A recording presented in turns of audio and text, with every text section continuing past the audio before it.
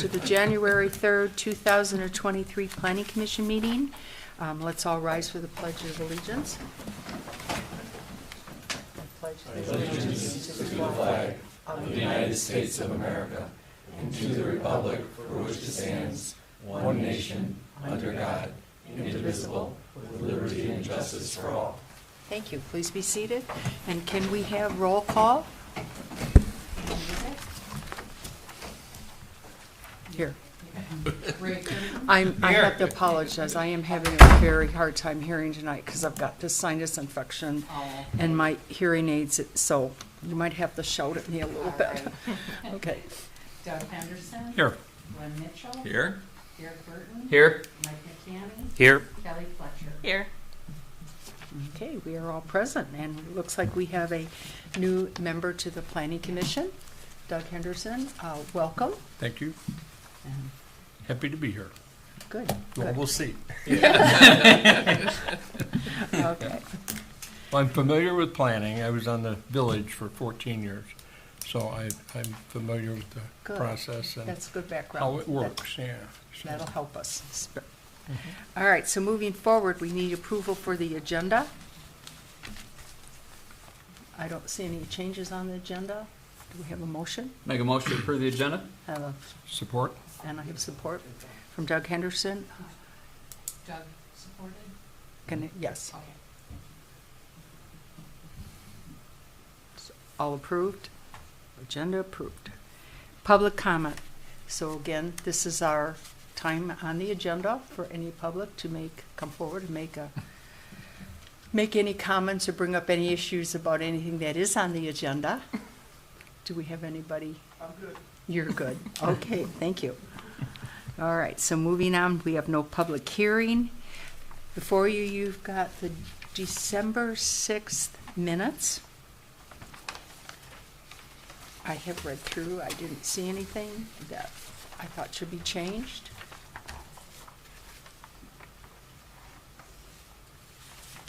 Move we place them on file, the minutes for the December 6th meeting. All right, I have a motion by Glenn. I have support. Support. I have support. Excuse me. By Derek Burton. Do we have any comments? All right, all in favor? Aye. None opposed. Minutes are approved. All right, so we got the minutes. No communication, so we're moving forward, old business, and we did have nice discussion last month with regard to the master plan, so it looks like we're going to have it back on board tonight. So you gentlemen have something for us now? Or? Yep. Okay. Yeah, absolutely. Thank you very much. Happy New Year, everyone. We're going to basically pick up right where we left off last year. So we were going through the master plan. This is for the new Planning Commission members, information. We started going through the sections of the Township's master plan to determine whether or not what degree of update was needed, because it's a little over 5 years old now, so that's what we're in the process of.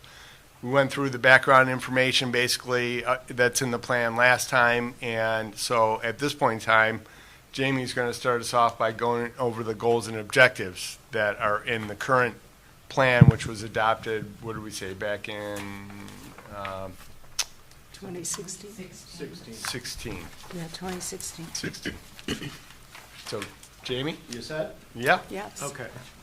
So, if you'll recall, the last time we were talking, I talked about the tenets under which the master plan and the planning commission and the township operate, to sort of set up the parameters, I guess, if you will, and the overriding thoughts and objectives for how the township wanted to move forward and what things were going to guide the development of the master plan.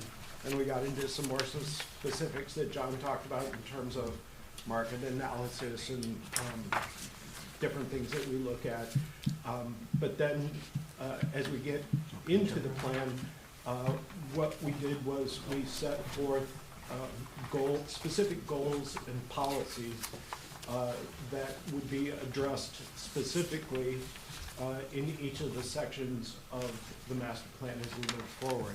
So you can sort of follow along with me if you want to. Up on the screen, I basically reiterated the exact language that's in the master plan on page 52. But for those of you who can't see that far, I'll just read through these quickly for you.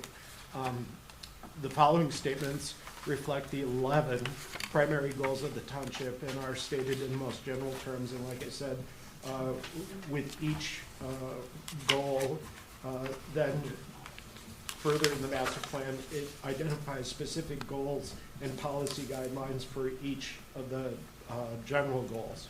So the first goal addresses community character. And the goal here is to develop and promote Holly Township's diverse, desirable, and unique rural character as a place to live, work, and play within its abundance of recreational opportunities. The second goal addresses environmental concerns. And the goal here is to maintain the abundance and quality of natural resources and vital ecosystems within Holly Township. The third goal addresses land use, and the goal is to make decisions and plan with an understanding of the township's economic and environmental positions in the region, placing uses in appropriate areas where services and infrastructure are available, and how uses contribute to the community's image and a vibrant mix of housing, business, and recreational opportunities. The fourth goal addresses residential concerns, and the goal is to allow for a range of housing choices that are consistent with and enhance the existing residential community character and future community vision, including low-density residential use, low-density rural residential on acreage, and mixed residential neighborhoods that maintain the small-town rural character of surrounding historic single-family residential neighborhoods within the village. Goal number 5 addresses shopping and services, and the goal is to encourage high-quality development and redevelopment of commercial properties intended for providing goods and services that meet the needs of current and future township residents.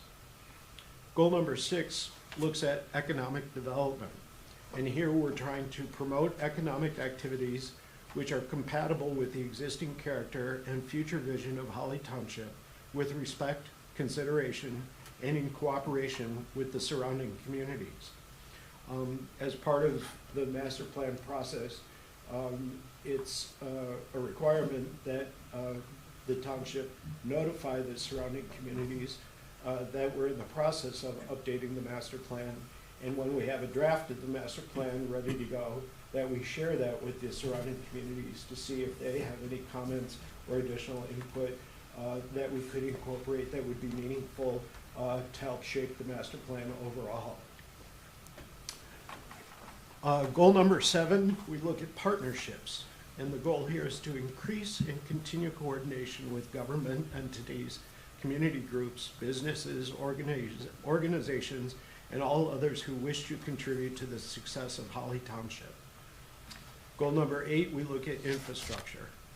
And here the goal is to provide appropriate infrastructure that preserves and protects Holly Township's natural features while addressing the community's needs for efficient and safe multimodal access, sewer and water systems. Goal number 9, we look at recreation and open space opportunities. And the goal here is to enhance the quality of life for current and future Holly Township residents and make the community more appealing by providing a variety of recreational facilities to accommodate residents of all ages, interests, and physical abilities. Goal number 10, which is a very large and important goal to look at, is the concept of sustainability. And here the goal would be to support the economic climate of rural landscapes through enhancing the viability and respectful protection of resources, help existing places thrive by safeguarding downtown community assets and investments within Holly Township, to focus on placemaking efforts which create vibrant spaces, attract businesses, and people who support the neighborhoods and communities of Holly Township. And last but not least, we do look at energy and climate, and the goal here is to promote proactive and innovative ways to meet energy needs, cut greenhouse gas emissions, and prevent potential impacts that climate change may bring to Holly Township. Does anybody have any questions with regard to those? I guess, So, I was just gonna say, so these are the goals and goals and policies that were outlined in the previous master plan. So if there's any of these that you feel are not appropriate, need to be removed, or need to be revised somehow, that's part of what we would do before we get started in looking at each of those specific things in more detail. But if, as we're going through this process, anybody has suggestions as to how these goals and policies might be amended or revised, we would take those into account and incorporate those right at the beginning, because like I said, those are gonna help shape what we do when we get into the specifics of how we meet these goals and policies in the rest of the master plan. Great, I love it. John, you're up. Well, I have, before we carry on then, so I have an idea. I don't know exactly how to formulate it or how to actually say it. So I'll just try to say it. So, I looked at the goals and they all sound really nice, and actually they're pretty solid. Like I said, this whole thing's solid. I think it's good stuff. But, so how do we incorporate the ability to have a garden and grow your own food and or grow food or make products and sell it to your neighbors type of situation? Because I've heard of other communities limiting gardening or small farming on your own land, and it seems that anything that happens, and I could be extremely wrong because I'm new at this, but it seems that anything that happens to the land in the township, if it's not ordinanced to be allowed, then it's automatically disallowed. So if that's the path that we're going, then we need to put in the ordinances and procedures that allow somebody to have some type of sustainability of food on their own land so they can feed their own family and take care of their neighbors and friends. And Would this be Yeah. appropriate in this situation, or do we got to go off into some other direction? no, and I'll take a stab at it first, and I'll let John fill in the blanks.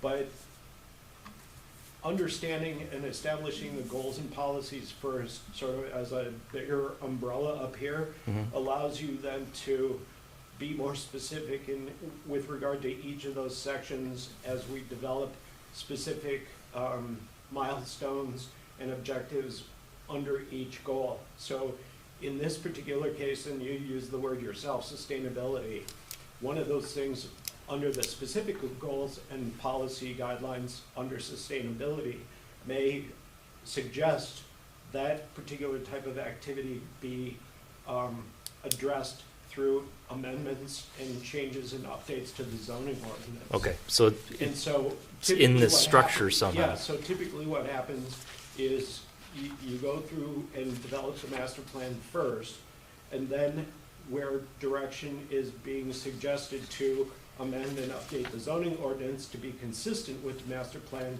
that's where that would come in, and it becomes sort of the second step to this process. So we go through and we identify all of the things that we'd like to do, see the things that are either new or different or are lacking in the current set of standards and zoning ordinance and master plan. And then we set forth those structured in the master plan first.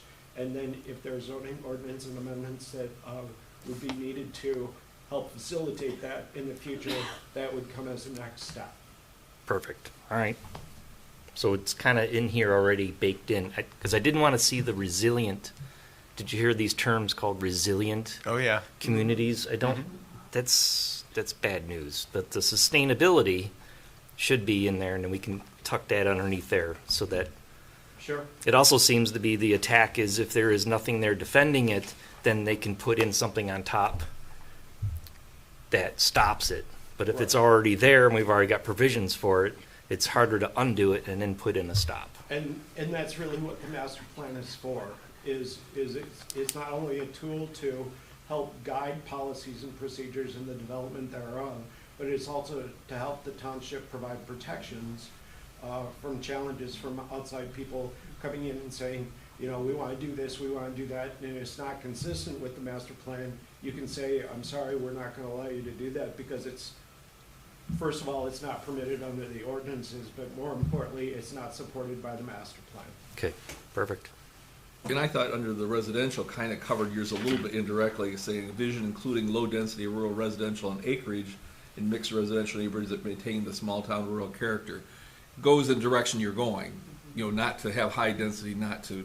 So I think that's Right. It's not as direct as you were wanting, but I think that's the idea, that it's allowing it to continue in your direction. Yeah, that's good. 'Cause I think we're going to have to get a little more specific on that because I think it's going to be an issue. I think when we get to the point, if we see there are some added additions or corrections within the goal section, that then when we agree or we think that it needs to be in there, then we make sure we go back to that ordinances or to the ordinances in those sections that would allow it, and make sure that it's also incorporated in there. So what I would encourage you all to do is, like with your concern, Mike, that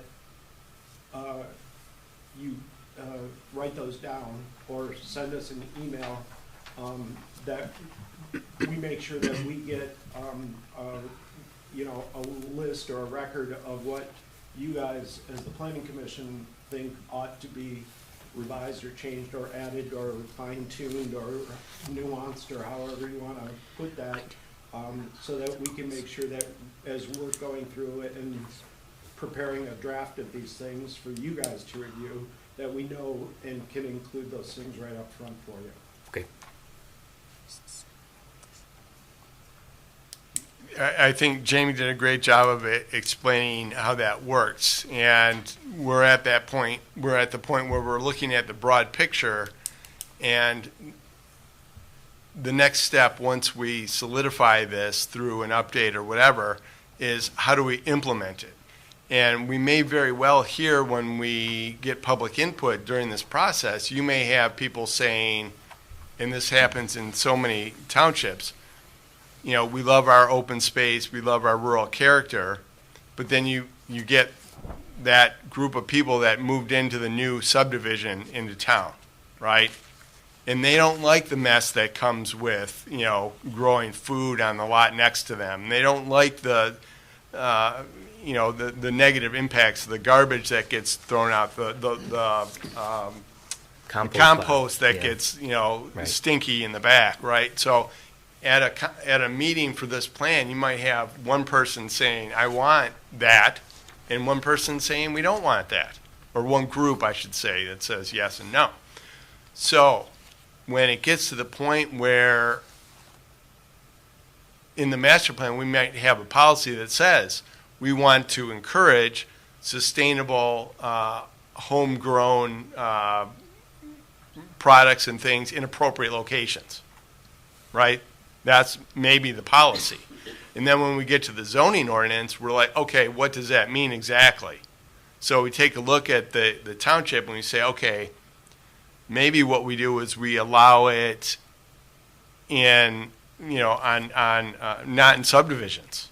Or maybe we say we can allow it everywhere because we know darn well that these subdivision bylaws are going to have a provision in there that says you can't do things that aren't acceptable. You know, so there's different. My point is, there's different ways to implement that policy. So in that situation, just out of curiosity, would they say the HOA created something? Would theirs then be, so if they say, hey, you can't have a garden, yeah, we say, hey, you can, is it ultimately the HOA that would be the- correct. Okay. In that case, the HOA can be more restrictive Okay. because you've entered into an agreement with that HOA when you bought the property, right? Mm-hmm. But if the township said you can't have chickens on your property, But the HOA said, we don't care if you have chickens on your property or not. You can't have chickens on your property. Okay.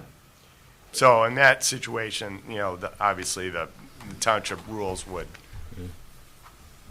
prevail. And just as another example, you might make a determination that on parcels that are zoned residential or agricultural, to help mitigate any potential negative effects of either a home garden or a community garden, you might say, okay, we're going to only allow those types of things either in common open space within subdivisions, if there is common open space, or you may say, for example, that we only are going to allow community gardens or home farming, if you want to call it that, on lots that are X number of acres or a portion thereof and bigger. And say, on anything that's less than a quarter of an acre, we're not going to allow that to happen. If you want to have a small individual private garden, that's fine, but anything that produces food for sale or food for distribution or things like that, then you have to be on a parcel that's X size or bigger. That would be one way of doing it. Okay. Sweet. I didn't mean to derail the meeting completely, but No, that's okay. because we're at the goals section, right? So I wanted to make sure that there was a slot for that to Exactly. pop up underneath, and then we can just. Sounds good. All right, so the next, I'm sorry. Oh, that's okay. I was just going to say, in reading through the general goals, they all fit very appropriately. I thought, to me, the goal, which I thought has a lot of meaning, we have to really take a close look at, is the land use goal. Yeah. Just as it's set up there, and we say here, is placing uses in the appropriate area where we have those services. Yeah. And then when we get to where we look at the density level for that, and then we need to look at, can those areas sustain the infrastructure? Yep. Out of those goal sections, those to me were the most important. And then the rest we can add in what we want from there. And if, I looked at the map, and I think it would help if we had a bigger map of the township so we could really look at the parcels. So when we compare it to, you have your current existing, what you're using right yeah. now, and then you have your future land use, and then you have your overlay map. So you're looking at a lot of different maps, trying to figure out, is this going to move forward? And again, that's what we need to see. And I also want to see, after we get some reports back, where's the trend going? What is a trend for businesses and trend for growth? Yeah. That, I think, is going to be a big help for us also. Yep.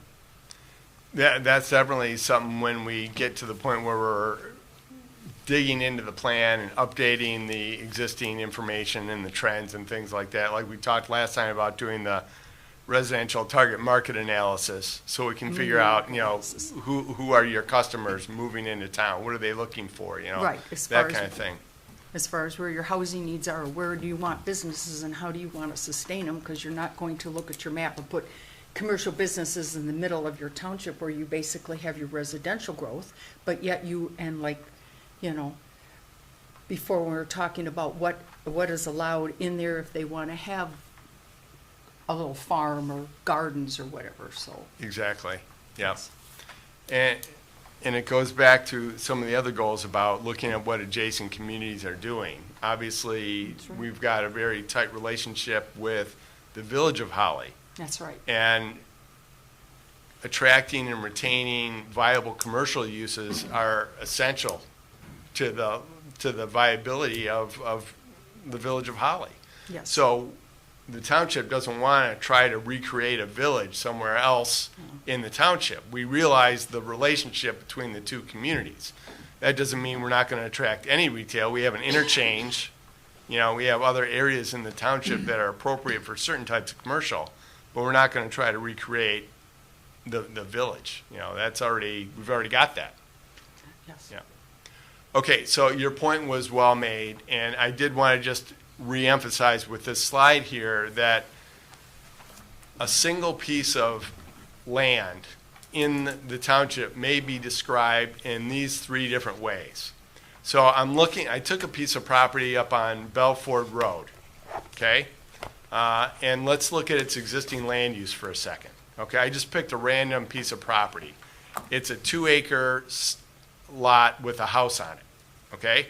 So its existing land use in the master plan on map 8 is called out as single family, okay? So now we look at map 10, which is future land use.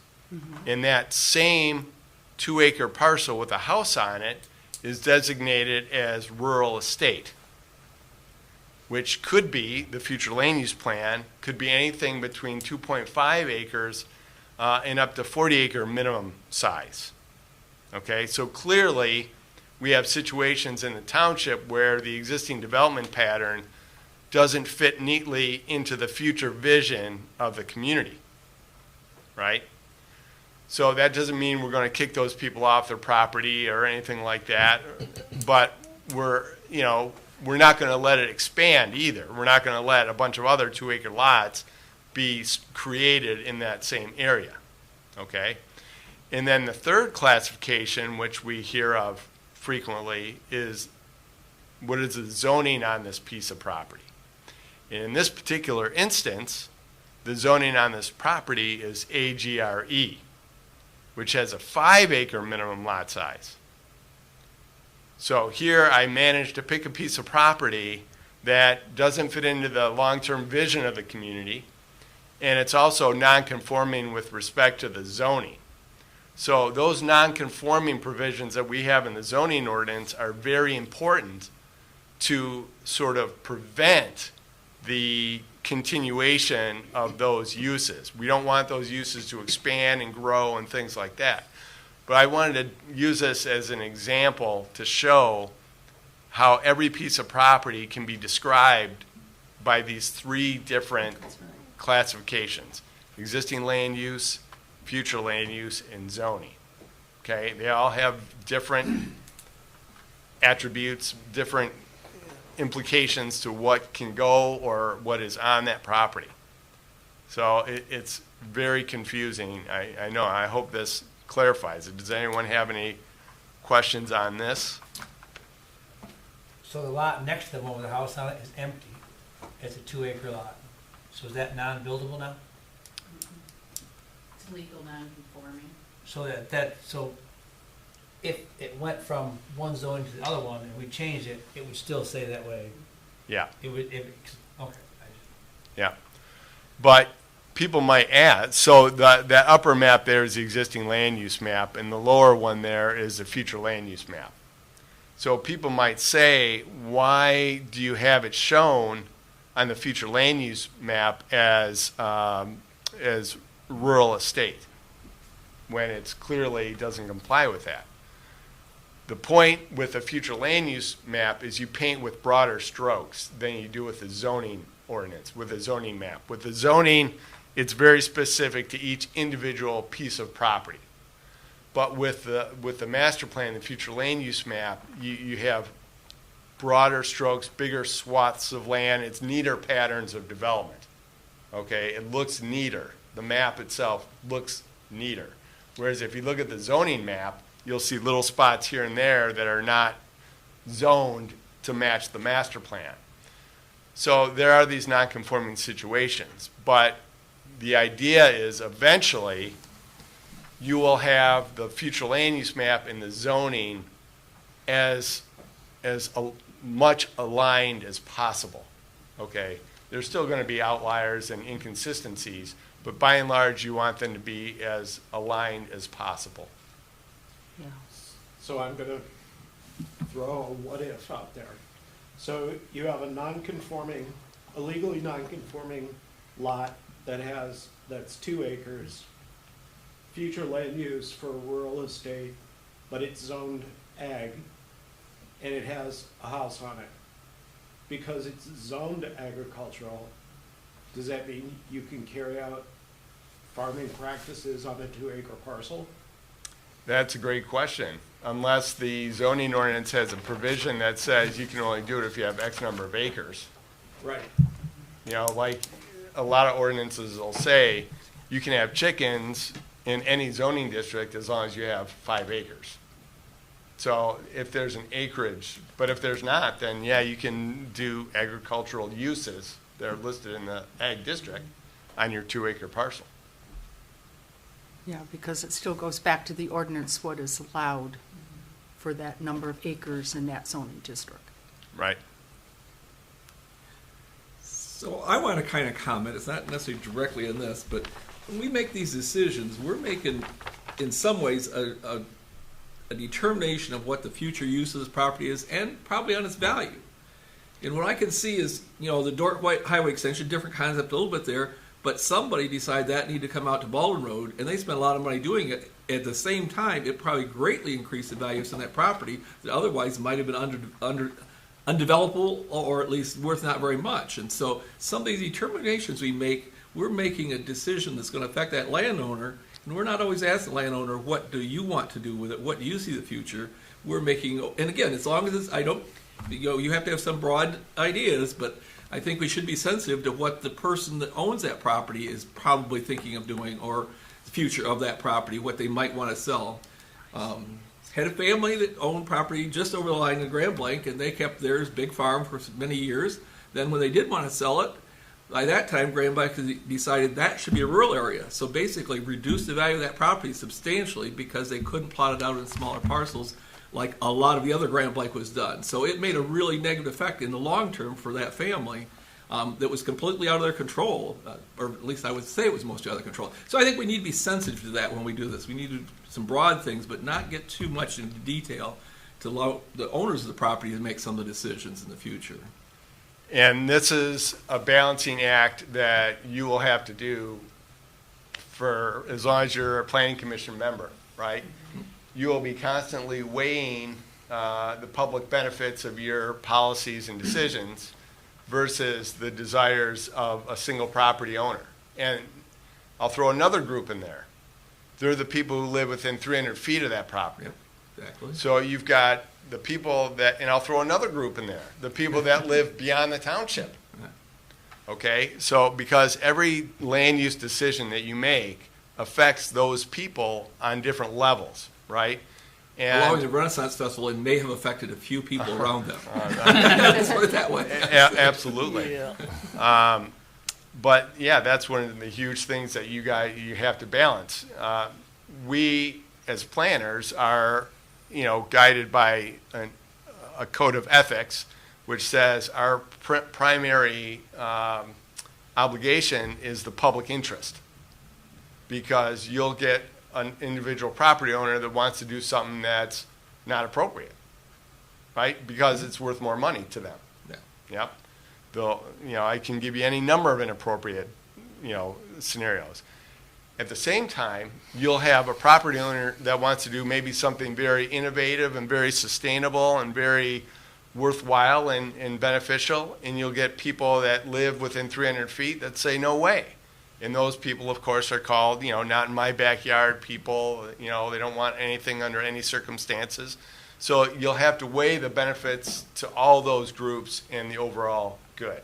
And you will be constantly confronted with that decision when you're doing the master plan, but also every special land use, every discretionary decision that you have to make, whether it's a special land use, a planned development, any of those kind of discretionary decisions, you are going to have to weigh those pros and cons. Rezoning requests, not discretionary necessarily, but you have to weigh whether or not rezoning someone's property, like if that 2-acre parcel came in and said, I want to rezone to a suburban residential, you know, because I want to split it into 2 1-acre lots, you know. And we had that case not that long ago.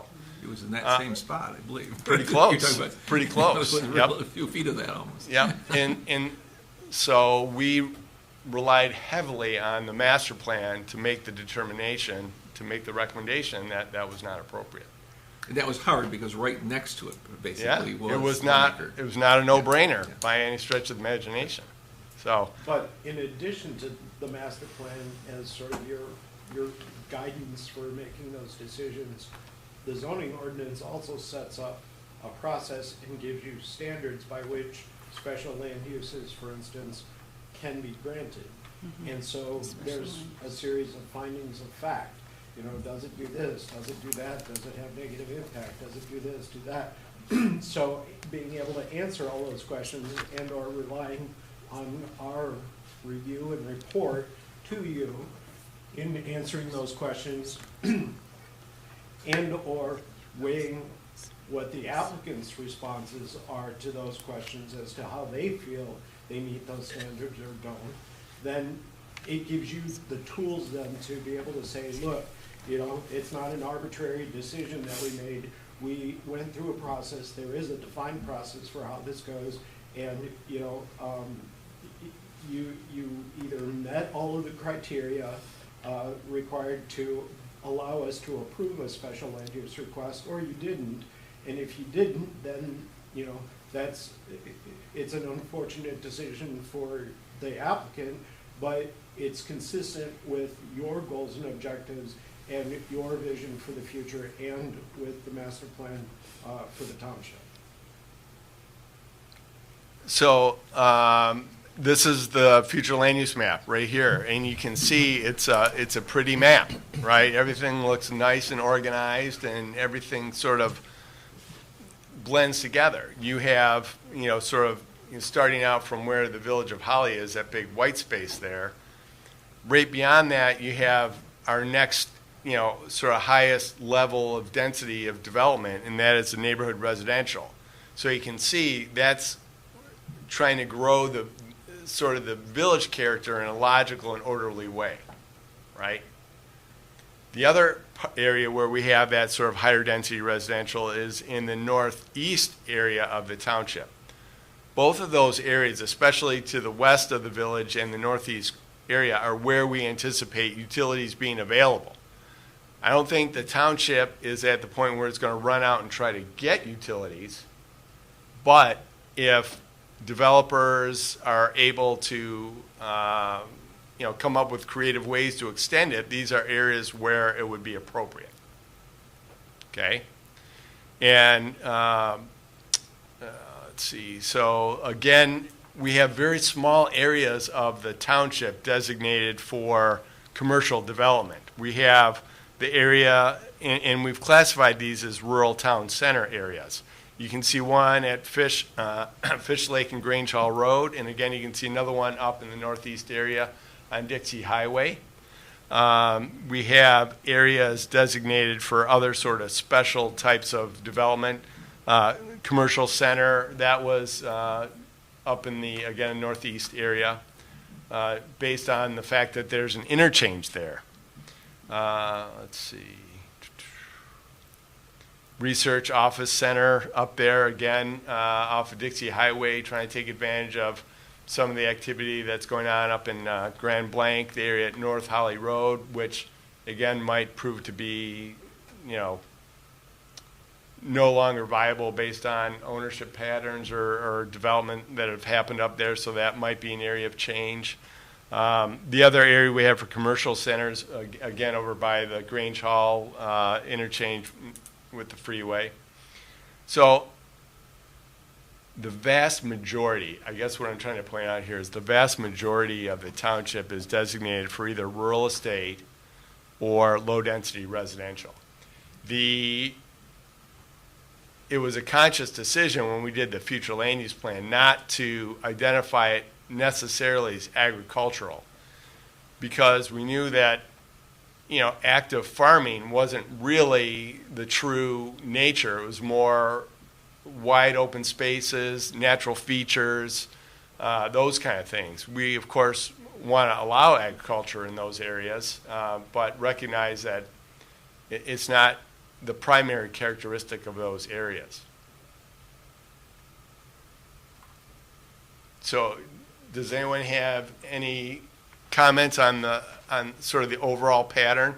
The black outlines that you see on this map represent actually two things.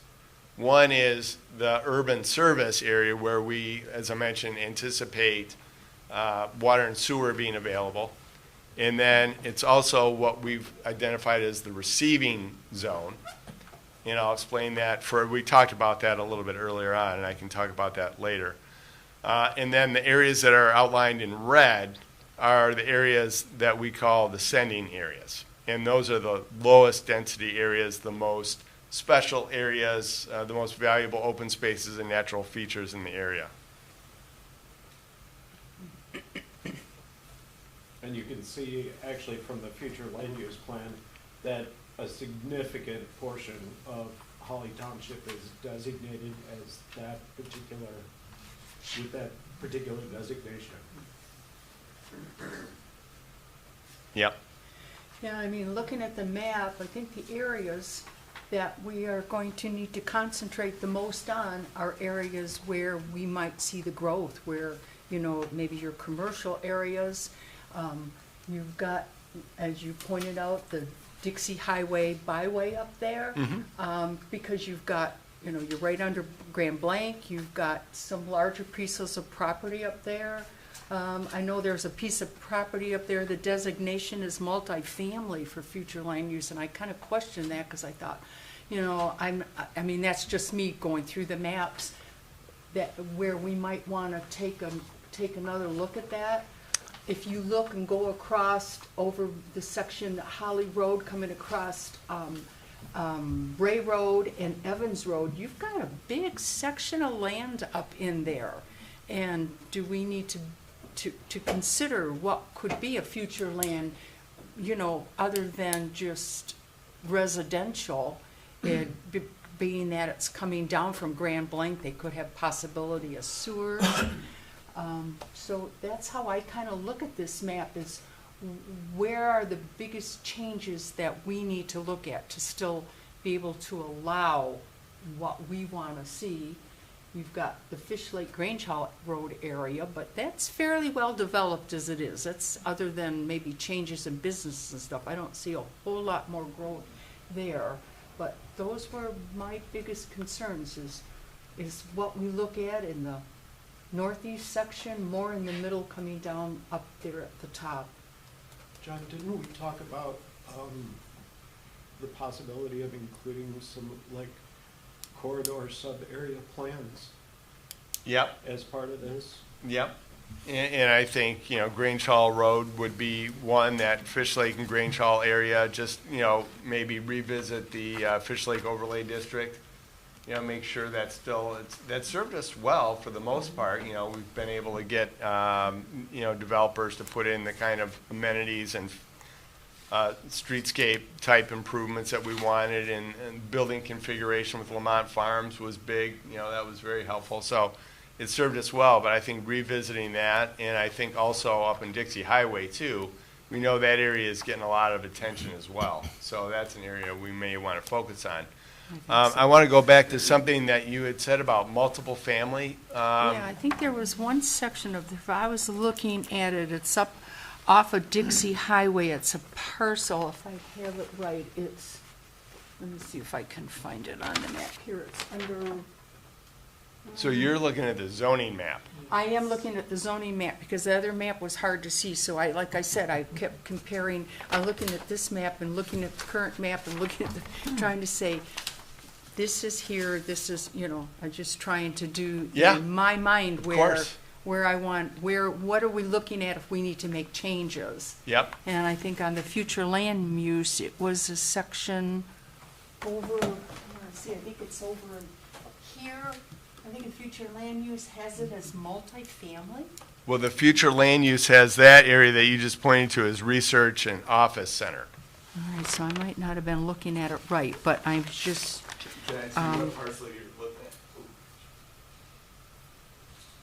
multi-density, maybe it's multi-density residential I'm thinking up in here. That right there. It's already developed, it's RM2. Yeah, right that's in the corner. research overlay district. That's the Oh, research right area there, out okay. Yeah. Okay, it That's is, I see the colors a development little that comes different. off Grand Blanc. Okay, That's all done. yeah, that makes sense. So So the zoning It's, map, don't, It's okay. it's so the the colors zoning right map there. may actually reflect existing land uses.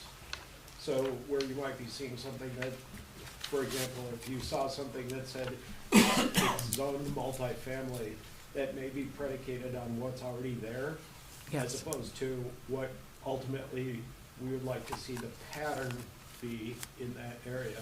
okay. So, as, like John pointed out earlier, there may be exceptions in areas where you have that 2-acre minimum, or 2-acre parcel off Belford Road that has got the single-family house on it, but that's not really what we want to see that area becoming.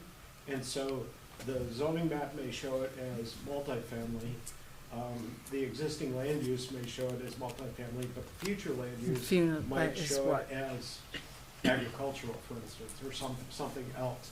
Because what you're trying to do is discourage any more of that type of development in that area.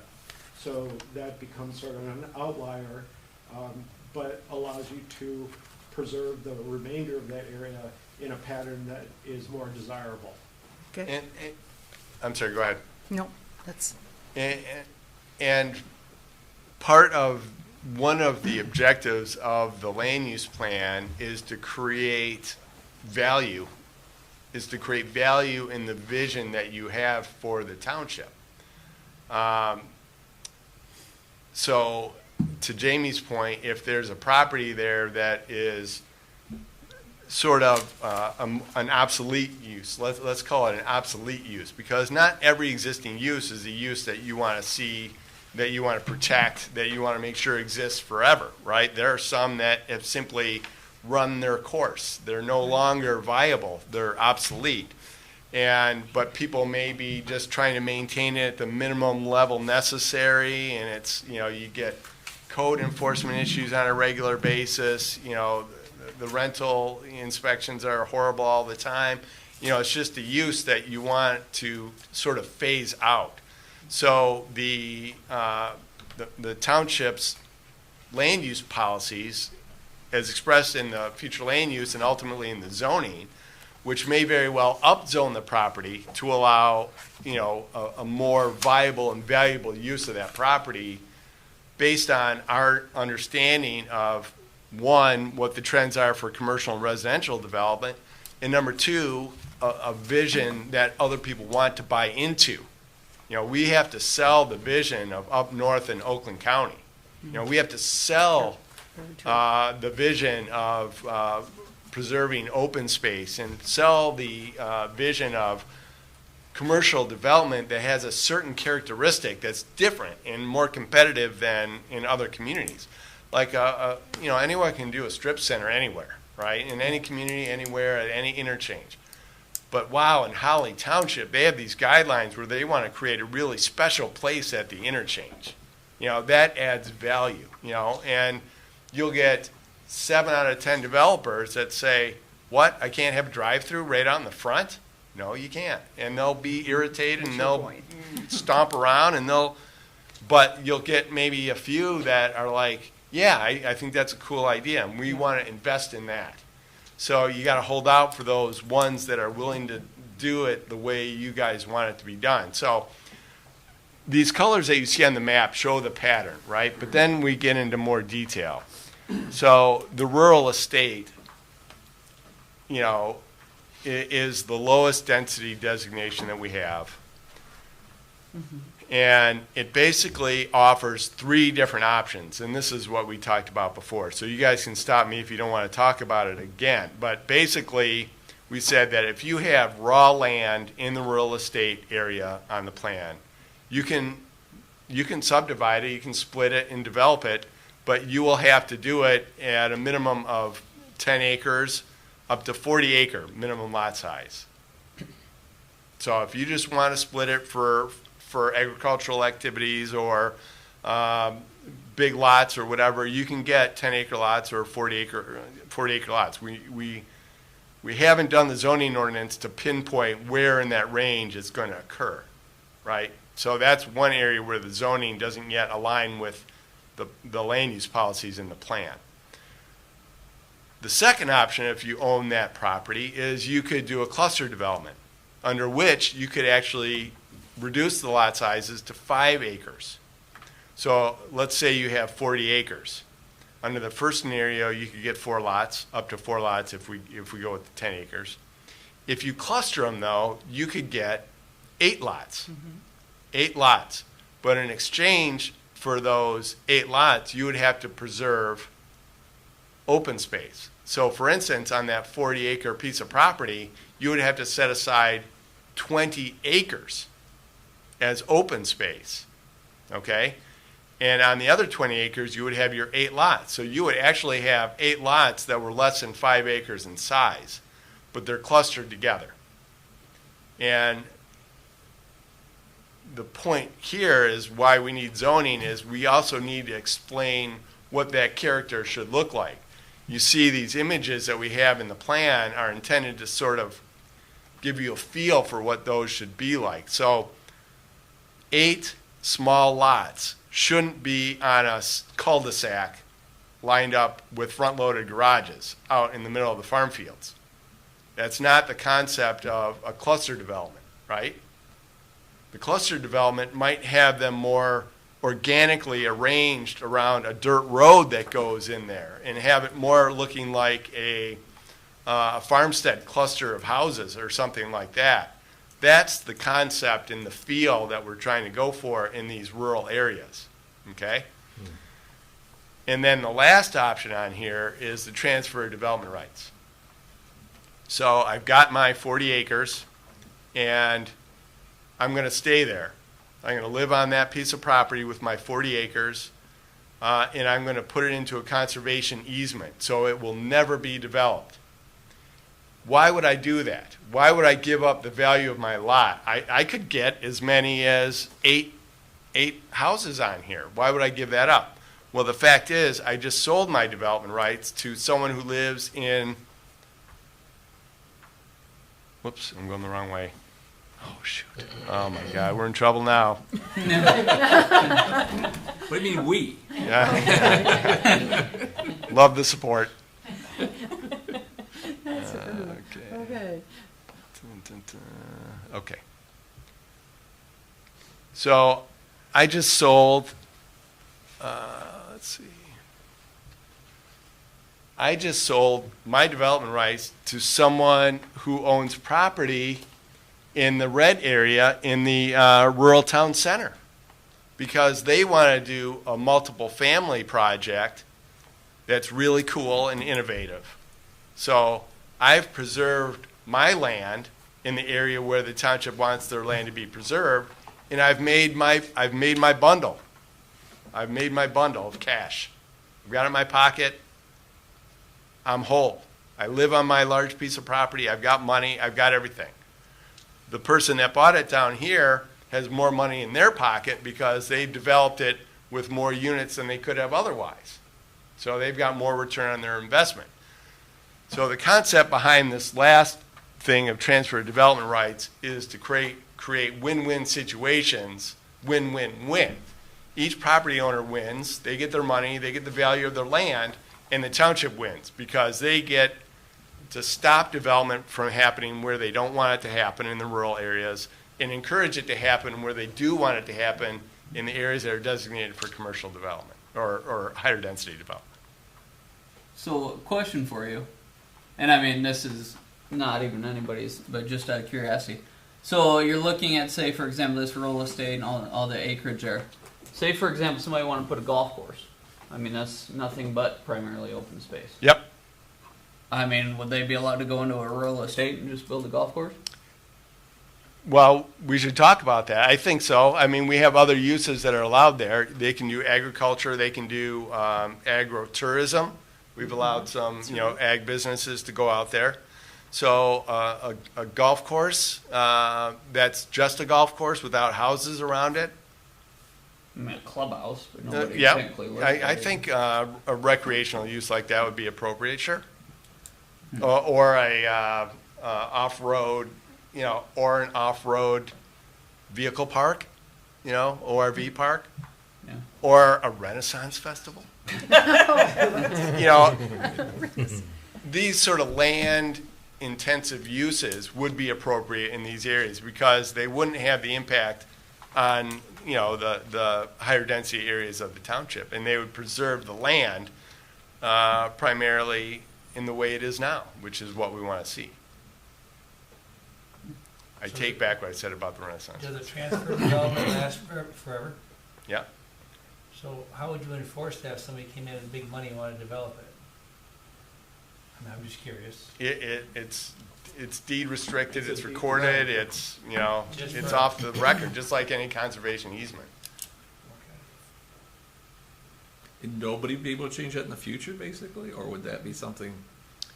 Well, I always wonder when things are supposed to be forever, because Yeah. things usually aren't forever. Nothing but- is forever, right? I mean, the land is forever, but, We the hope. policies aren't. And there are buyback provisions, Okay.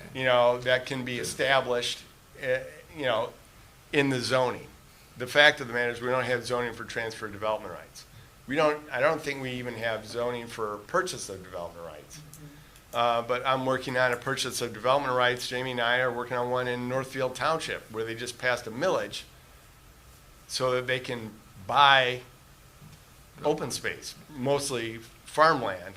And they have a provision in there that says after X number of years, I think it's like, I want to say it's like, I'm not even going to guess. It's decades before it would even be eligible for a buyback. And then at that time, the township would have to evaluate what the conditions were, what the situation was, if it was still appropriate or not. So yeah, nothing is forever, except the land, hopefully. Who makes the final decision on who would allow what can be sent and what, the sending and receiving zones? The zoning would, and if we got cut loose to develop a zoning that would allow that transfer of development rights, we would try to make it as objective as possible with formulas and things like that. But there would be some degree of discretionary decision that would have to be made. And the same with the purchase of development rights ordinance. They have criteria. You don't want to just buy any scrubby piece of land. You want to make sure it's That's right. high quality, it contributes to the character and so forth. So, yeah. Or does things like protect natural features or Yeah. critical Resources. wildlife habitat or resources or things like that.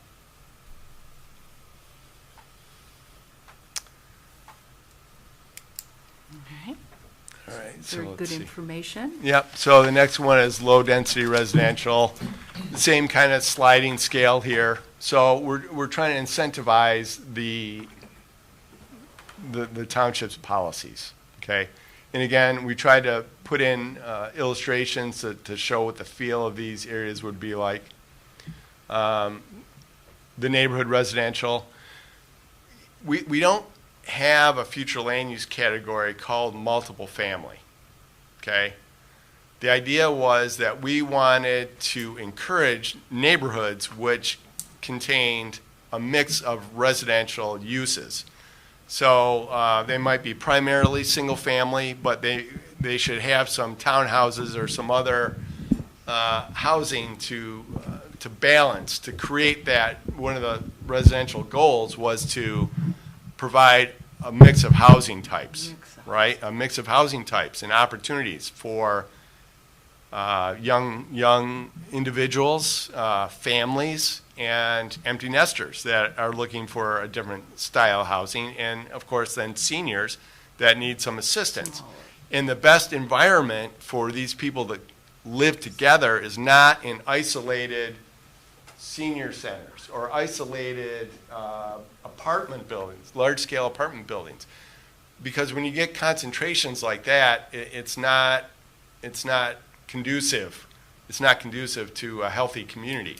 So if you can take a neighborhood and sort of mix them together, you have that social interaction, you have that mix. And you also have, someone said they didn't like the term resiliency. You said you didn't like resiliency? No, I don't like resilience. Okay, well, I'm going to use it just for a second, so Okay, bear go with ahead. me. Go ahead. So, forget it. I'm going to go with sustainable. It's more more than- sustainable in terms of economics also, because you're not going to have a neighborhood that is hit hard by a housing, an economic crisis that affects single-family housing, because you have multiple family there as well to support that. You're not going to have it if the multiple family tanks. You've got single family that will support the economics and the viability and the vitality of that neighborhood. So having that mix really creates a social sustainability as well as economic sustainability. And by concentrating those areas where there's infrastructure, utility, it takes the pressure off doing it out in the middle of the farm fields, which has environmental sustainable implications. So that's why we encourage the mix as opposed to the individual And that's districts. for multifamily. That just cleared something up. Very good for me. Thank you. So, not to, and I don't want to distract from what we're talking about, but this is one of the reasons why we're pushing so hard with the Riverside folks to come up with a plan that does exactly what John just talked about, Yes. where you have a mixed use, mixed residential type use community in an area that is supported by utilities, but also has that diversity that can support different aspects of the community and creates that residential feel, that interactive nature between the different types of uses, but is also adjacent to other supports and services that those residents and families need to, live on a day-to-day basis. So that's a great example of how we can do this to come up ultimately with a really good, sustainable design for that particular piece of property. These are some images from the Rural Town Center future land use category. And again, this incorporates that mixed use concept. You can see here, there's some architectural images of what sort of spoke to me when we were doing the plan of up north in Oakland County. It's not sort of the same thing you'd see necessarily in Fenton, which is all brick and the flat roofs and things like this. This has a little bit more, rural character and flavor to it. So that's why we put these things in there, to try to not only talk about the land uses, but the character of the development that we'd like to see. Have you used these pictures to make points and sustain the direction of, like how much value These are all is in that the master picture? plan. These are all in the master plan. Right.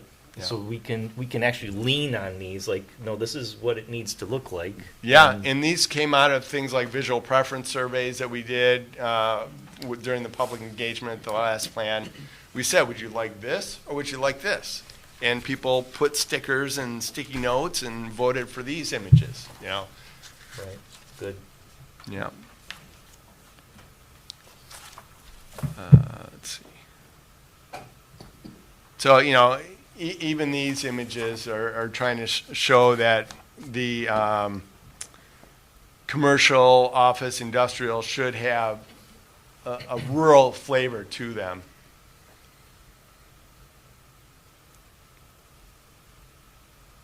We've already got examples of, special architecture, call it what you will, but, it's unique, not every community, this would be out of place, in a lot of communities, but it fits like a glove here. Obviously we have state recreation areas as part of the plan. And then we have some areas that, we're sort of obligated to accommodate. Urban service districts, we talked about those where we see the utilities being extended. Can I just add something real quick? Yep. So I'm stuck on this rural town center piece, in, Oh, boy. up north in Oakland County. And I mean, don't get me wrong. I haven't been to every community in Michigan, but when I go up north, even 45 minutes, so we have the village, we have the township. There's the strip you know, the main strip right there that has everything. When you go up north, that's primarily what you see. You don't see two communities having almost two downtowns, or not that I'm used to. You know, these small rural communities, you have one place that is your town center. You don't have, well, they have a town center over here, they have the downtown over here. You know, like, I mean, some of the things I'm thinking are like Millington, Vassar. I mean, you go, and then even further north, there's one specific area as where your rural town center, let's just call it, is. And there's not, you know, a mix. I don't know. That's what I'm used to. That's what I personally prefer, is that there's one place, here's where it is, and everything else is spaced off, farms, you know, stuff like that. Yep. So one thing that you'll hear us talk about is trying to encourage development in a logical and orderly fashion, right? Which means try to expand organically, right? As opposed to plopping down something in the middle of nowhere, right? Because we are going to see growth. I mean, we're in Oakland County. That's the other part of that thing, right? So we're going to have growth. We have school districts that are attractive and things like that. So we're going to get development pressure, right? So the best we can do is to accommodate those in the appropriate locations and do it in a logical and orderly fashion. We don't want to encourage a lot of what we call like category killers, which would be, you know, big box retail or things like that, that would go out someplace and suck the life out of another business district in the village of Holly, right? So most of these rural town centers, number one, are much smaller in scale than downtown Holly, or intended to be. It has a mix of land uses, so the retail component of it would really be supportive of the residential. That was the bulk of the development project. So, you know, that's kind of my take on that is, you know, we can't necessarily close the doors to Holly Township. So as people come around and come in looking to develop here, we have to point them someplace. Right. But I think we have to be considerate, as you said before, because much of, you know, the many businesses that are in downtown Holly that are there, it is a much bigger scale than a rural town center. You know, we might have another little cluster of little stores or something like you do at Fish Lake or something, but. And you know, I mean, we work in a lot of downtowns, and their emphasis is on shop local, right? They want to shop local, they want to encourage local businesses and things like that. So from that standpoint, they don't want to see a 20 or 30,000 square foot store coming into downtown Holly, right? That belongs out near the interchange. You know, they don't want a gas station. I say that, and of course, there's probably 2 gas stations in downtown Holly, right? There's at least one. But it's probably non-conforming, and so they'd want that out by the freeway or out on one of the corridors, right? So there's a purpose for these outlying commercial areas as well.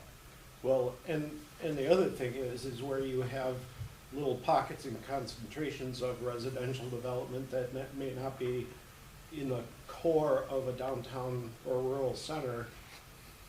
The objective of sustainability is providing retail services and support services that are convenient and close by to the residents, so that they don't have to get in their car necessarily and drive all the way into downtown Holly to get stuff.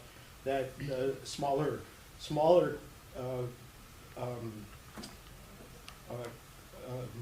groupings of those types of services can be located in a meaningful way so that they're available to the residents and more convenient to them, but don't detract from the core.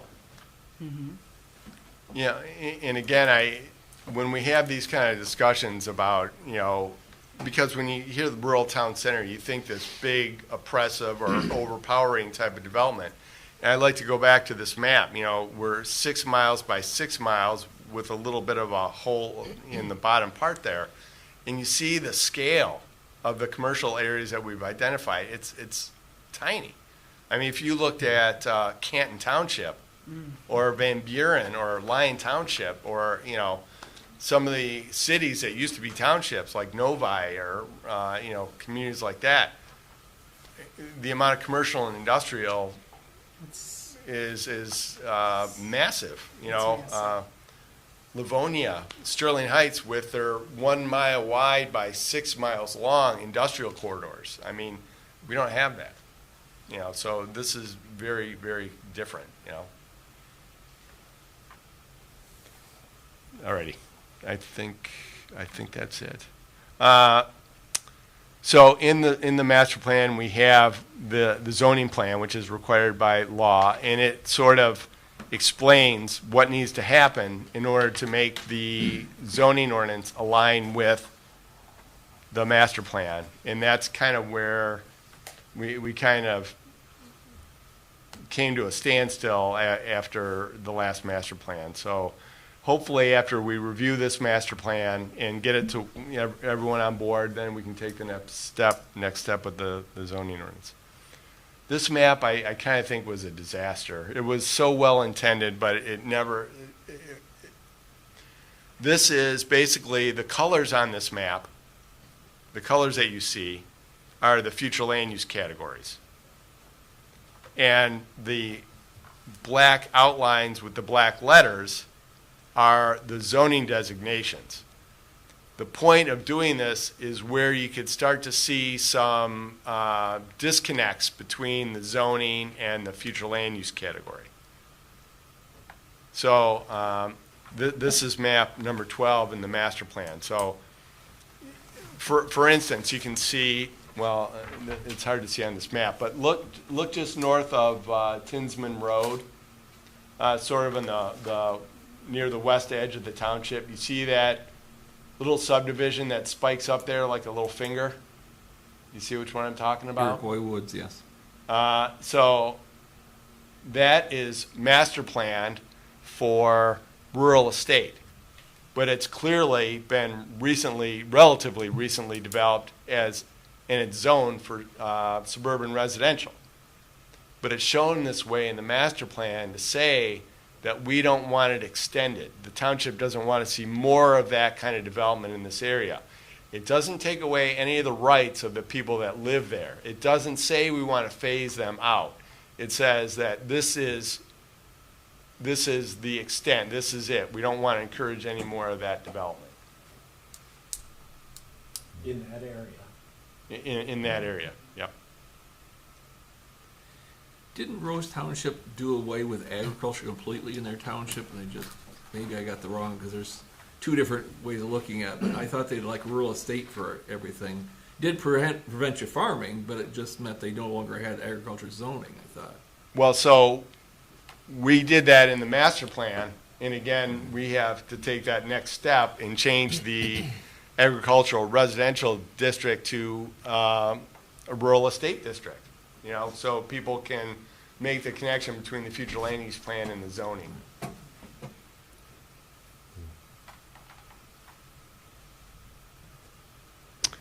Then we have the implementation plan, and again, I would encourage everyone to take a look at this, but when we get into the update, we'll go through here and document where we've made progress and what areas need to be continued on.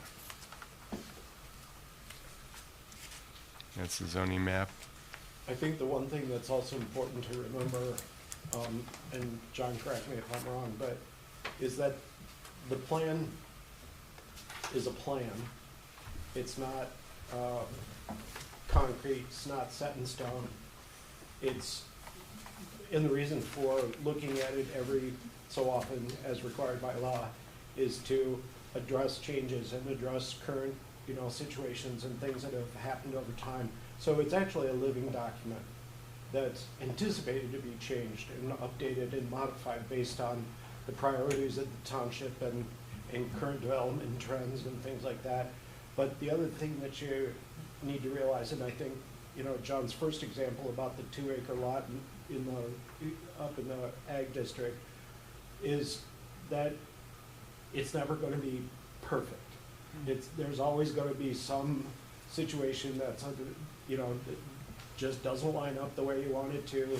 You can't quite figure out what to do with it, or something might get overlooked, maybe not, hopefully not intentionally, but, there's gonna be some things that, aren't exactly the way we'd like them to be ultimately in the plan. But the best, this is ultimately the best attempt to try and address as many of those situations and as many of those future land uses and goals and policies as we can. And when you come across something that is a problem, then you can address that particular item more specifically. Good point. We may see changes too. We have to consider down the road as a developer, somebody comes in and approaches the township with an idea, something that we may not have thought of, or that we might say it could be a sustainable project or development, but we don't necessarily have it there today. But And that's a great point. We can't anticipate everything. no, So that's why we have tools like the plan development that allows us to respond to things that are desirable to the township. And even though it may not fit perfectly into the future land use map, that's why we fall back on the other goals and policies and the tenets that we have to ask ourselves, is this project consistent with our up north in Oakland County mentality and all the goals that go along with it? If it's just another development that looks like it came from Novi or Livonia or something like that, it's not right for us. I can give you an example from my experience where a master plan was amended to sort of fix a problem that arose, which was in a township that had designated a particular piece of property not only as in the existing land use was a golf course, the future land use was designated as recreational, but all of the surrounding property had been developed as single-family residential of a certain density all the way around it. Well, the golf course went bankrupt, and they couldn't sell it because of the size. It was not a desirable size for a golf course because it was only 9 holes, and most golf courses wanted to be 18 or whichever. And so the applicant approached the township and said, what we'd like to do is consistent with everything that's happened around it, rezone. but it's not consistent with the master plan. And they said, well, we can't really go against the master plan because then we'd be setting a dangerous precedent, but you could petition the township to amend the master plan Right. to help correct this situation, to allow the redevelopment of that property in a way that's consistent with the surrounding land uses and is becomes economically viable then for a way out for the current owner of the golf course and to move things forward. And that's what ultimately happened. So there's no rule that says you only can look at your master plan every 5 years. Right. If a situation comes up, like you said, something creative, Something may come innovative, up. something unanticipated, that's some great idea that you were like, oh wow, we never thought about that. There is that opportunity to amend the master plan to accommodate those types of situations. Mhm. That's my example too, is you made a major impact on somebody's finances because of the way that was done. Now, you allowed it out to it, but it took an extra effort, took more time and perhaps more money. Where in a way that should all been probably, if everything around it was residential, it should have been already been an option. It shouldn't have been just as a golf course, is what I would say. But anyway, to me, you made a decision that made a monetary difference to that owner. Right. Because Right. they couldn't develop it without going through some processes. Well, I would say, and correct me, John, if you think otherwise, but I don't think the intention is to ever adversely affect property values or the success of individuals or things like that. It may be an unintended consequence, Exactly. but the goal and objective is to move things forward that do provide, under the goals and policies, provide opportunities for economic development and things like that.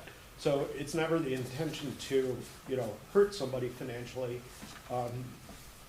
but sometimes that's an unfortunate situation and result of the things that we're coming up with.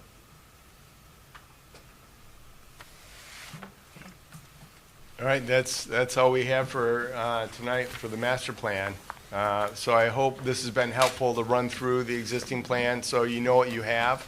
I appreciate your input and feedback on the areas that you think need some attention. And so now I think it's probably up to us to get with Karen maybe and talk about next steps and where we want to go from here. Mm-hmm. Yeah, if you're gonna, are we done pretty much with what you're gonna go through Yeah. with this then? Okay. Yep. Okay. I was gonna say, if Is not, there- highlight the areas so we can concentrate on it before the next meeting, if that's something we. No, I think we're done. So we mentioned the specifics of this plan earlier. Does that come at a later date then? Is that what we're like where we're gonna look like dial into the whole farm thing or? Do you guys? Well, now would be a good time if you have anything specific that you want us to look into. I mean, I don't. I think what he's asking is, so when do we get into the discussion about each of the specific goals and policies for each of the sections? Right. Yes. And that sort of Yes. comes after we figure out what the next steps are with Karen Okay. and the township board to authorize, this to actually take place. But then that would go to your question or point as well, as that we'll come back and we'll go over each section and each goals and set up guidelines and policies and say, oh, okay, we're gonna talk about this and this tonight, and go through and Yeah. make sure Yes. that all of that stuff's reviewed. And, if you have changes or comments or things like that, then we can take that back and revise that. And then it's sort of an iterative process Yeah. to move through this So, over the next period. is of there time. any time we directly trying to get more of the public involved, or is it just part of the already, just the way the meetings are, that they're supposed to know and? So I'm going to give you a little sneak preview. On the agenda, we have under new business number 2, the Planning Commission report. That's not really, we're not going to talk about that tonight. But on that is going to be the work plan for 2023, which includes basically 3 options for moving forward with the master plan update. That's kind of what we have to get with Karen about to figure out which of those options we want to do. And each of those options have different scale of public engagement. If we want to update the plan at all, we're at least going to have 1 public hearing at the end of the process. The minimum. I mean, that's just, checking a box. But the other ones have other opportunities for having other forms of public engagement, a town hall meeting, workshop, or we've done a bunch of different kinds that we can engage the public in. Is it normal for the surrounding communities that we sent copies to already to actually come to any of the meetings or participate at all, or are they pretty much just looking at overall and just looking at the result at the end? If we, I guarantee you this, if we indicate that we're going to be looking at the Dixie Highway area and utility expansions, we'll have other people from other jurisdictions here for sure. And we'll have people from Holly looking at Fish Lake and Grange Hall and, from the village, and things like that for sure. Okay, that makes sense. Okay. Yes, so when you get together and kind of develop your plan, and if you let us know, so, we can, if certain sections, then we can Yeah. come prepared ourselves. Like Jamie said, we'll have a whole schedule laid out about the dates and Appreciate which that. sections we're going to That'd be nice. address. Absolutely, a whole work plan laid out. Good. Thank you. Very helpful, very informative.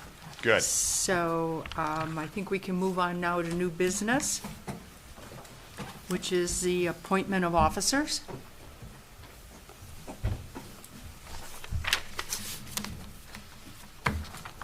Who are all the current officers? So, exactly, I got fired, didn't I? Your secretary, what? I thought I got fired last year. I thought, didn't we give that job to Kelly? No. What, huh? Not yet. what does it say, what are those rules? Who was vice chairman then? Was that Glenn? think that's me. Yes. Okay. Well, I mean, kind of thought, I was swore I got fired. You just wanted to be. So, in appointment of officers, do we start at the bottom first and then go up to the top and come down? However you choose. Do we need to nominate people, right? Yes. So we should start that, start. So we would make a motion to And- appoint that person. I would think, sticking with our ongoing trend, then the secretary nomination should go to Doug Henderson. Why's that? After having my first meeting. Yeah. So, It's fair. you shouldn't ask why that, you just have to say that's correct. Oh, just fall into it? Yeah. Why nominate Pam to be our chairman again?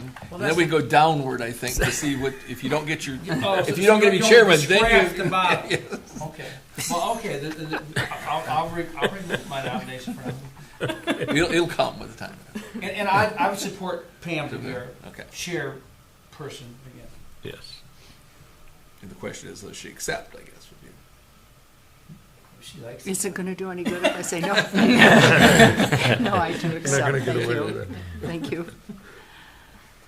Now, how do we do the vote? Because she's probably not supposed to run. I You just, can vote. She can vote. Well, I mean, Well, if I but got a don't we, real vote, right? so do we need to make a motion to close the maybe- nominations, or? Well, I think it's- Do it we- all, we- then- Nomination, you will move to We'd have to get rid of this one to go to the next one. appoint somebody, right, and if it doesn't Then go we'd have to through, start then you over. do. Well, it just seemed like we should be voting or something now. We should vote now. Yeah. Mhm. Yeah, I all agree. right, so, That's Pam's job. so is that a nominate, that's your nomination and your motion? I supported it. All right, so then. You we- accepted it? Yes, I accepted it. So all those So in we have a favor? roll call? All right, You need a roll don't call. need a roll call, No. all right? You can just. All in favor? Aye. None opposed? All right, thank you very much, Unanimous. I'm the chair. So next would be vice chair. We make a nomination? Still Glenn? Glenn? I Glenn's haven't had to done, do much. Pam did Yeah. pretty good. That's Glenn's a done, job I like. I don't Glenn's have done to a do great anything. job. I'd like to nominate Glenn again to be vice chair, or, Support? Is that Derek? There. Yes. So is it okay for Derek to support that? You can't be an officer here. Hey. Oh. I'm just- nope. Yeah. We're gonna say no. I don't know, can he be? Can I support that? I think you can support it. You He's can on his- support it. I can support it. Yeah, You I'm just fine can't with the way You things can't are. just be We'll- chairman or vice or support it. And yeah, so I'm See- good. I just want to be sure we're doing things, you know, in case Robert comes in for his rules.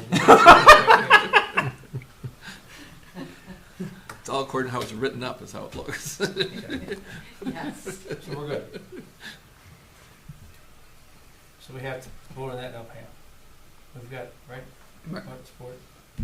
Yes, so I have a nomination for Glenn He Glenn accepted? Mitchell for vice chair. Yep. All in favor? Aye. None opposed? Thank you, Glenn. And Now it's time to secretary, appoint Ray. did you already make a nomination? Do we I'll have- I'll renominate Doug to be secretary. Nomination You could is explain for you haven't done Doug much as Henderson. secretary, and he probably will have. He gets a parking. He gets a parking spot, right? Much Is that Glenn as that's the vice deal? chair. He gets a parking spot.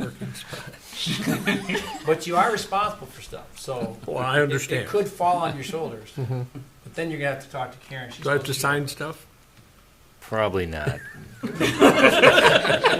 But there is donuts that are required. Really? Wasn't there? I Didn't don't you? put Do we have No. any other Oh. nominations? I've missed the donut. Missed the All donut? right. You willing for that, Mr. Henderson? Yeah. I guess. Okay, I'll support it. All right, so we have a nomination for Doug Henderson for secretary. Do we have any other nominations? All right, so all in favor? Aye. Aye. None opposed. Look at that. That was easy. Look, you got a new 2023. job and you got a promotion all on the same day. Any of you could have been a good chair or vice chair. All of you. You're all So I doing think great. you guys are pretty high power. This is a pretty good team. I'm impressed with you guys. I'm glad that I am humbly availability of promoting or helping you guys. But I'm impressed with the way you guys handle stuff. Well done. I think we do a good job. Very good. All right, so nominations, do we have reports? I don't have a lead. Man, Okay. nothing from me. No. So no reports and nothing down on the end down there, Derek? Nope. Okay, no reports. so moving forward, public comment. Weren't we We gonna have get the no- planning commission report where they're gonna discuss the, Yeah, that was the one I said we weren't gonna have on, Yeah, he we said weren't he gonna was have gonna today wait it. because Oh, we okay. need to get So with do we Karen. have to go back to the beginning, and do we have to amend this? I'm giving you the report right now. It's coming next month. We can just, we can, actually, we That's should okay, say, we can just Go under say- old business for next month. under new business, we're now postponing it to the Yeah. next meeting. Okay. sorry. Okay, so that section, that is going to be postponed to the next meeting. There are no reports, no public comment. So at this time, at 8 o'clock, I'd like to adjourn this meeting. Thank you all. Okay.